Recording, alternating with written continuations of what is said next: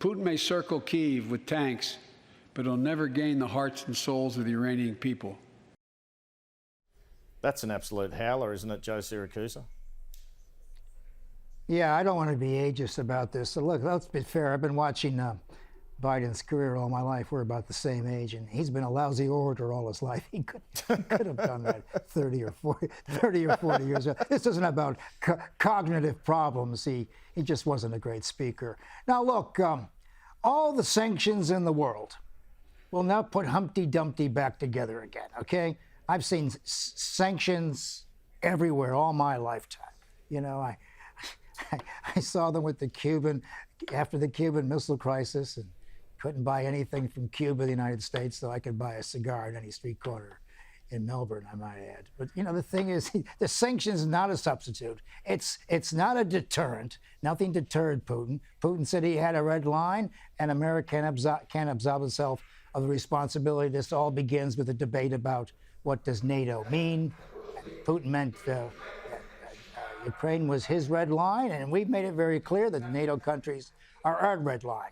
Right now, as far as Putin's concerned, he's in a European war, which could easily slip into a world war. I mean, I think we're about a New York minute from getting in over our heads here, because once the superpowers, and I know people say that Putin's not a superpower, but let me tell you, when the guy across the table from me has 6,000 nuclear weapons, I'm going to listen very carefully to what they have to say. Well, can I just see what we can do to get out of this thing. Can I just pick Sure. you up on that? Because earlier you were saying we're talking about Ukraine, but America should be helping them more.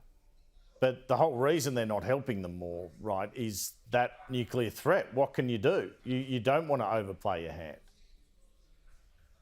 Well, the thing is, yes, you'd like to help them more.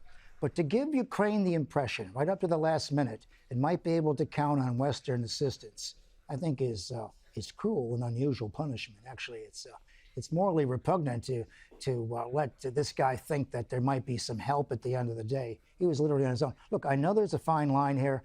I've spent my whole life writing about nuclear weapons. I know exactly what they do, et cetera. And we do have to, sail very carefully through these waters. At the same time, we had a real obligation to explain to Putin over and over again that NATO, while it was a military alliance, did not pose a serious threat. That is, he didn't want them in. He didn't want NATO in Ukraine, and he didn't want the deployment of first strike weapons. Keep in mind that the Ukrainian border is only 449 kilometers to Moscow. That's 3 minutes flying time with a short-range ballistic missile. He's worried about not waking up at night. And we should have taken that into consideration the same way John Kennedy or Jack Kennedy was prepared to turn the world into radioactive dust to get those Soviet missiles out of Cuba.